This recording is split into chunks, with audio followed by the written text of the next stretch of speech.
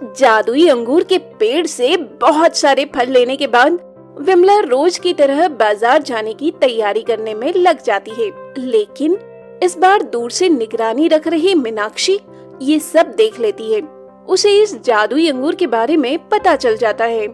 तो ये विमला उस जादुई अंगूर की वजह से ही इतनी अमीर बनी है, और अगर ऐसा है तो अब मुझे भी अमीर बनने से कोई नहीं रोक सकता है। लेकिन मैं उस जादुई अंगूर के पास जाऊं तो जाऊं कैसे? सुबह के समय वो विमला खुद घर पर रहती है और दोपहर में उसकी बेटी मीना घर आ जाती है। लेकिन अगर मुझे अमीर बनना है तो कुछ न कुछ जुगाड़ तो लगाना ही पड़ेगा। एक तरफ मीनाक्षी जहाँ जादुई अंगूर को हासिल करने के बारे में सोच रही होती है, तो वहीं दूसरी ओर विमला बिना किसी लालच के अपनी रोजमर्रा की जिंदगी में लगी हुई होती है। विमला मीना को स्कूल जाने के लिए तैयार कर रही थी। तभी मीना विमला से कहती है, माँ, कल हमारे स्कूल में पेरेंट्स टीचर मीटिंग होने वाली है, इसीलिए आपको भी मेरे साथ स्कूल चलना होगा। ठीक है मेरी बेटी, मैं कल तुम्हारे साथ स्कूल जरूर जाऊंगी। इसके बाद विमला मीना को स्कूल के लिए भेज देती है और खुद भी अपने फल की दुकान पर पहुंच जाती है। मीनाक्षी के लिए जादुई अंगूर को हासिल करने का यही सबसे अच्छा समय था।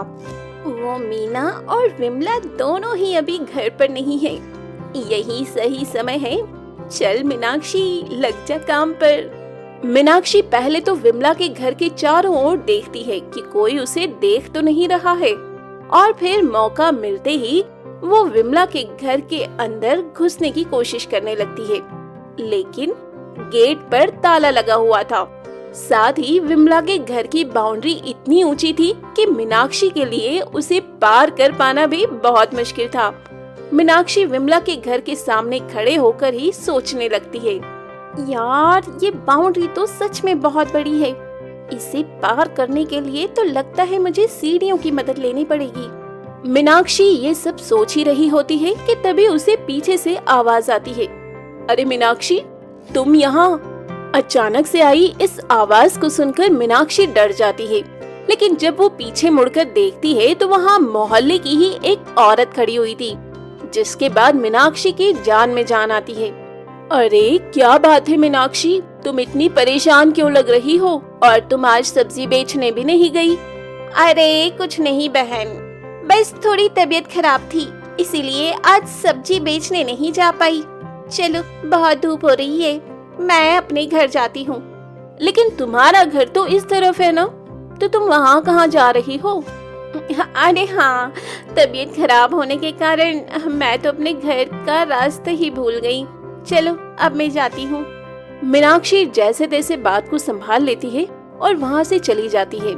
आज इस बेवकूफ की वजह से मेरा बनता हुआ काम बिगड़ गया, लेकिन कोई बात नहीं, आज नहीं तो कल मैं उस जादुई अंगूर के पास पहुँच कर ही रहूंगी।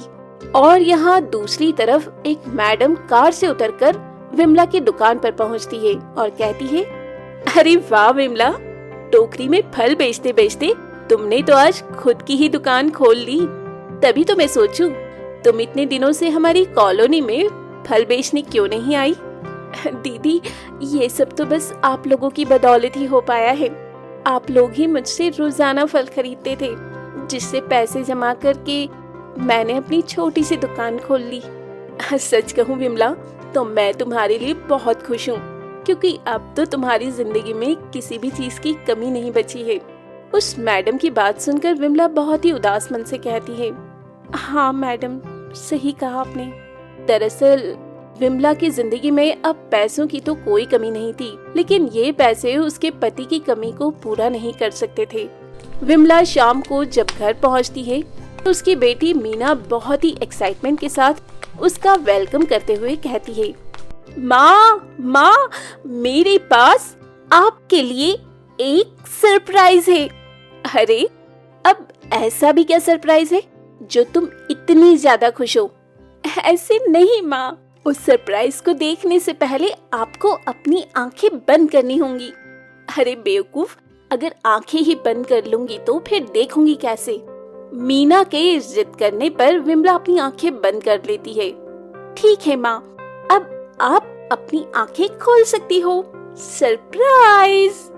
विमला जब अपनी आंखें खोलकर सामने देखती है तो उसे खुद पर भी यकीन नहीं हो रहा था, क्योंकि उसके सामने उसका पति आनंद खड़ा था। विमला बिना एक शब्द कहे तुरंत अपने पति को गले लगा लेती है। आप हमें छोड़कर कहाँ चले गए थे जी? विमला, मुझे माफ कर दो, मुझसे बहुत बड़ी गलती हुई है, लेकिन मेरा यकीन करो, अब मैं पूरी तरह से बदल चुका हूँ। विमला आनंद को तुरंत ही माफ कर देती है। इसके बाद अब विमला की जिंदगी में किसी चीज की कमी नहीं थी और अब आनंद भी विमला के साथ उसकी दुकान में हाथ बंटवाने लगा था। लेकिन जहां अपने पति के लौट आने से विमला बहुत खुश थी, तो वहीं अब मीनाक्षी विमला से और भी ज्यादा जलन महसूस करने लगी थी। इस आनंद के बच्चे को जैसे ही पता चला कि इसकी पत्नी अमीर हो चुकी है, तो ये निकम्मा भी तुरंत वापस लौट आया। लेकिन मैं किसी भी हालत में कल उस जादुई अंगूर के पास पहुंच कर ही रहूंगी। अगली सुबह सबके जाने के बाद मौका मिलते ही मीनाक्षी एक सीढ़ी की मदद से विमला के घर में घुसने में कामयाब हो जाती है और उस जादुई अंगूर के पेड़ के पास पहुंचकर कहती है, हे जादुई अंगूर, मुझे जल्दी से बहुत सारे सोने के सिक्के और खूब सारा पैसा दे दो। थोड़ी देर इंतजार करने के बाद भी उस जादुई अंगूर के पेड़ से कुछ नहीं निकलता है। हे जादुई अंगूर, मुझे जल्दी से बहुत सारे सोने के सिक्के और खूब सारा पैसा दे दो। लेकिन जब इस बार भी कुछ नहीं होता है तो मीनाक्षी उस जादुई अंगूर के पेड़ को लात मारते हुए कहती है, मैं सब जानती हूँ कि तुम उस विमला को रोज बहुत सारे मीठे मीठे फल देते हो, इसीलिए तुम अपने जादू से मुझे भी बहुत सारा पैसा दे दो। इसके बाद उस जादुई अंगूर से एक रोशनी निकलकर मीनाक्षी के ऊपर पड़ती है। मीनाक्षी को लगा था कि उसे बहुत सारा पैसा मिलने वाला है, लेकिन थोड़ी देर बाद मीनाक्षी को बहुत जोर से खुजली होना शुरू हो जाती है। अरे अरे, ये क्या हो रहा है? मुझे अचानक से इतनी खुजली क्यों होने लगी? अरे बाप रे! मीनाक्षी खुजली कर करके परेशान हो जाती है, लेकिन इसकी खुजली खत्म होने का नाम ही नहीं ले रही थी और कुछ समय बाद विमला भी वहाँ पहुँच जाती है। मीनाक्षी की ऐसी हालत देखकर विमला सब कुछ समझ चुकी थी, इसीलिए वो जादुई अंगूर से कहती है, हे जादुई अंगूर, कृपया कर मीनाक्षी को माफ कर दीजिए। आपने मेरा बहुत साथ दिया, इसके लिए आपका दिल से धन्यवाद।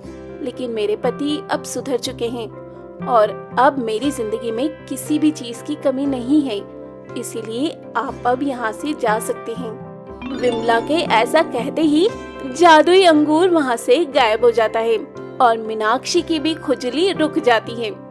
देखा मीनाक्षी, इसे ही कहते हैं बुरे काम का बुरा नतीजा।